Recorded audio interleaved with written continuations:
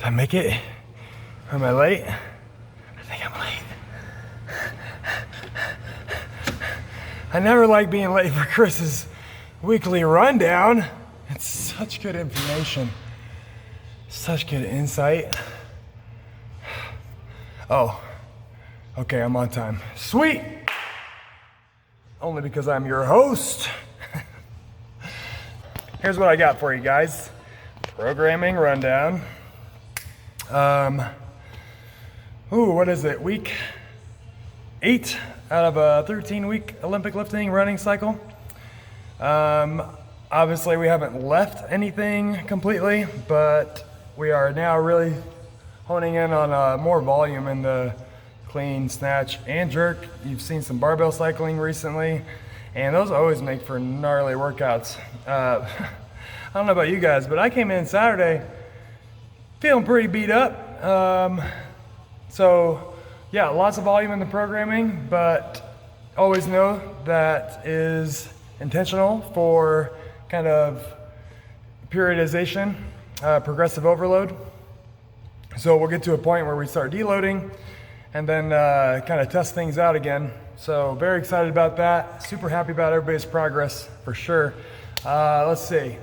Monday, obviously you can always look on Wodify, but if you'd like to hear it in this version, I'm gonna just kind of try to keep it fairly simple, maybe shed some light on what I think should be the emphasis of that workout. So give me about 5 minutes and I'll run you through this. So Monday, we got deadlifts, 4 sets of 6 reps at 70% of your 1 rep max. So those should all be linear. We haven't been super consistent with deadlifts lately, so working at this percentage and this amount of reps, you may get some decently good soreness in that, but try to just work on mechanics. I even gave the option of just working on the concentric load, so just pulling up, dropping the barbell, reset, pull up. That's an option. I feel like that will definitely help reduce soreness, taking away the eccentric motion, and just work on kind of being more explosive in the deadlift. All right, so 4 sets of 6 at 70%, and then we got an 18-minute AMRAP. We're gonna do sumo deadlift high pulls. We got 20 reps with a barbell, 200-meter run, 40 air squats, and then another 200-meter run. So what did that end up being? 2, 3, 4, 5, probably a little over a 3-rounder there. 3 to 4 rounds would be a nice goal. Utilize the sumo deadlift high pull to mainly what that movement's for really is to time the opening of the hip. So as you're pulling the bar up, you want to wait for the hip to open, shrug, pull. And again, we're working on not hyperextending. So as I pull, I don't want to do this and pull my back and shoulders behind my waist, my stomach, my midline. I want to stay right over the top. Boom. Finish with the hips. Pull right back down. So choose a weight that you can manage. But sumo deadlift high pull, it is a foundational movement, actually the 8th foundational movement in CrossFit. So love on that on Monday, okay? Deadlifts and 18-minute AMRAP with sumo deadlift high pulls. Then on Tuesday, we got Metcon first, very skill oriented. We got some work on the pull-up bar. It's gonna be like a kind of a complex between scat pull-ups, kips, and holds for the first minute. And then on the second minute, you're gonna go into 10 to 15 jumping pull-ups or jumping chest to bars. So that's gonna be for everybody. So we'll have boxes out. You'll go to a bar that is suitable for you, but really just working again on getting the hips opened up and then pulling into that range of motion. So it simulates the kip a little bit. Then we got a post-workout strength, kind of accessory work-ish, working on dumbbell pullovers, which is a new movement. We're gonna be laying down on our back, bracing that stomach, and then we're just gonna take the dumbbell, let it drift overhead, keep your core tight, and then pull that dumbbell back over.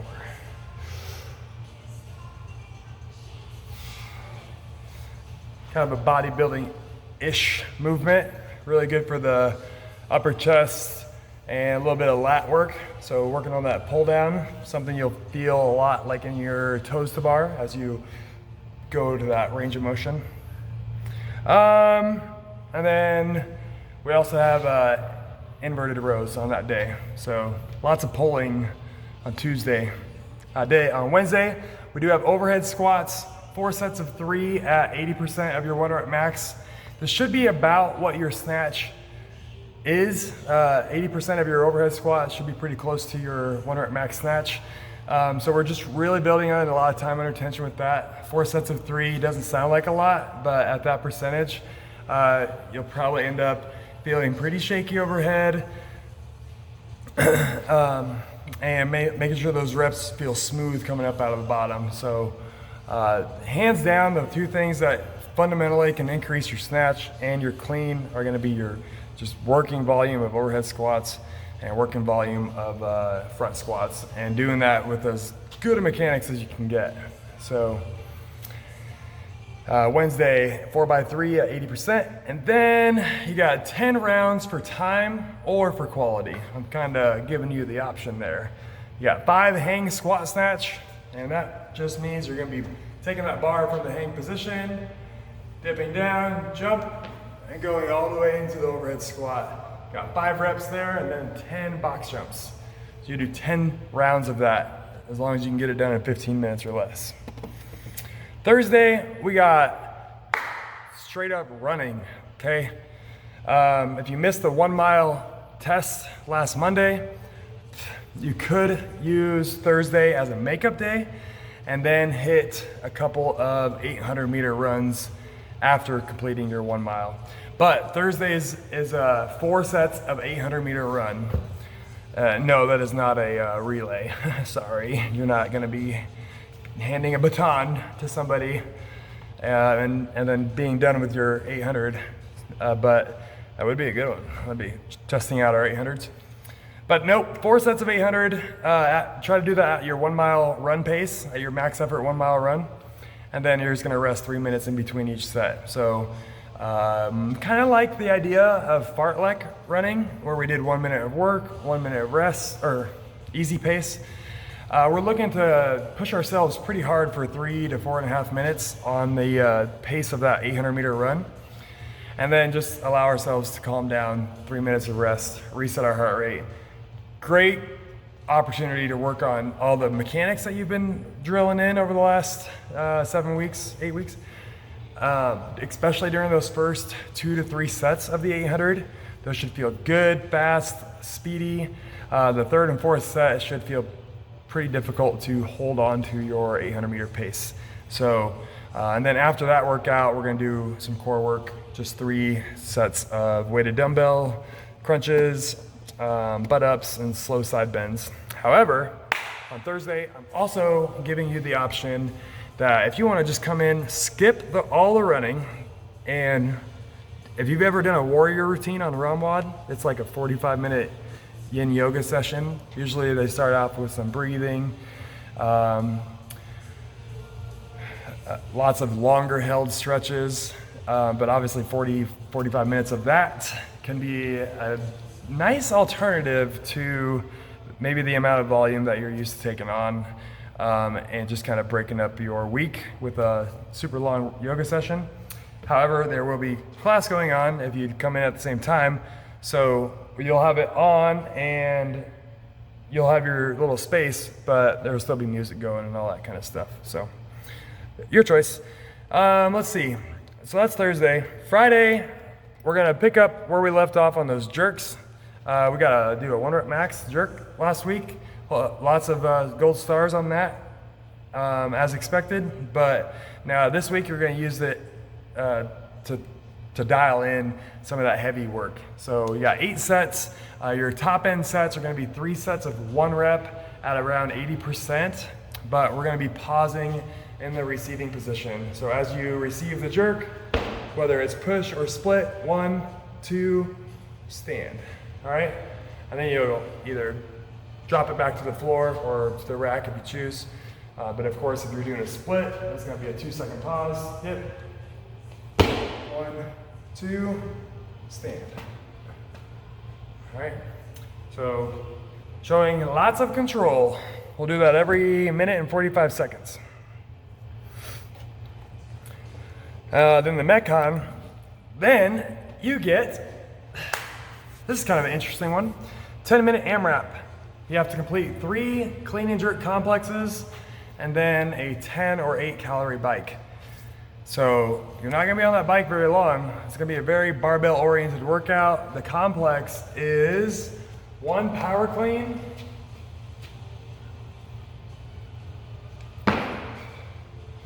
1 hang power clean, 1 push jerk, 1 split jerk. Okay, so that's 1 rep. That's 1 complex, that's 1 rep. You have to do 3 of those with whatever barbell you really feel comfortable working with that day. Should be kind of a technical one. And then you'll just go over to your cow bike. So, Saturday. This one's for those weekend warriors. Very different from a warrior routine on Ramwad. Weekend warriors, you guys are here to just get it done. Saturdays are by far my favorite. And the cool thing about it was, even just this last Saturday, foot was bothering me a little bit. Lots of running volume this month, obviously. So I decided to kind of take it easy.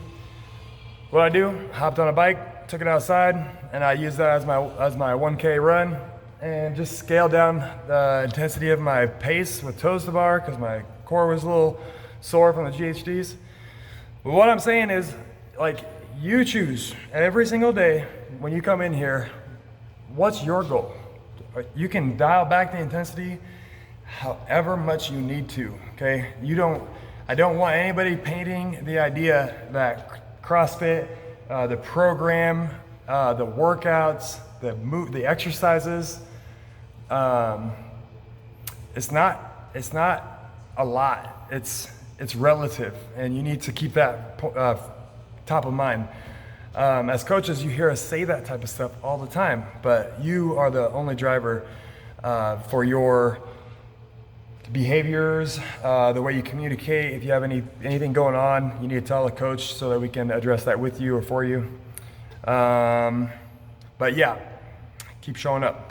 Saturdays, we obviously they're designed to put in work, put in some volume. This one's a partner workout. It's 6 rounds for time. You're gonna alternate who does what on each round. But the things that will stay similar are the shared burpees and the shared row. But then you and your partner between rounds, one person will do the reverse sled drag. That one's gonna be a little bit heavier than what we normally see. And then the other partner 2, is gonna do the 5 rope climbs. So on round 2, you guys switch. So partner 1 does the rope climbs, partner 2 does the reverse sled drag. But you guys will both be sharing those burpees and calorie row each round. So good amount of volume, good way to work on teamwork, anybody training for like competition, transitions, accountability. So invite a friend. On that day, Saturday, there's also a partner competition up in Ames. So we have Alberto and Coach Mike Saavedra. They will be competing in that. I did offer to volunteer. So that morning, I probably won't be in class. So if you guys want to come in or show the support at the partner competition up in Ames, that'd be cool. Otherwise, I'll try to take some live videos as much as I can. So what else we got going on? Probably talked about programming a little more than I expected, but you know what? For those who are listening, it's your advantage. New athletes, that's what it was. So let's welcome our new athletes from August. We got 3 new athletes and a couple in fundamentals right now. So well, let's see. We got Ashley Deffenbaugh. I think she's like a nurse traveling back and forth from Texas. Ashley, super cool to have you in here. Chastity Price, welcome back. Welcome back, Chastity. What's up? Chastity used to be a member probably around the time that I started CrossFit. I think she probably joined right after Jess joined, or maybe right after I joined, but her and her son Ashton. So super cool to have you back. Then we have another lady, Jamie Lane, invited her friend Abby Watrous to a outdoor workout, the land, sand, water workout. Abby thought that was pretty cool, was pretty impressed with some of Jamie's results over the last year, and here we go. She had her first free trial on Friday, and now she's going through fundamentals. So let's see.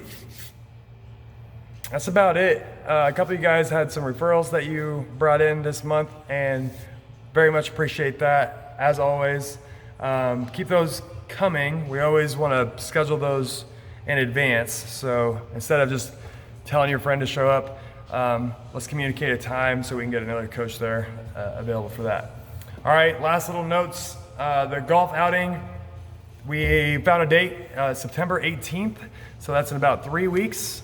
On Sunday, we're going to go out at 9 a.m. For those who were interested, I'll be shooting you a text.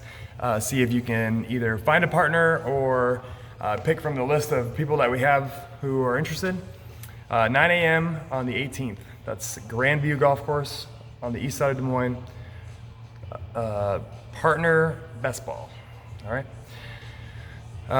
Also, this Wednesday, we have Ian's half marathon row.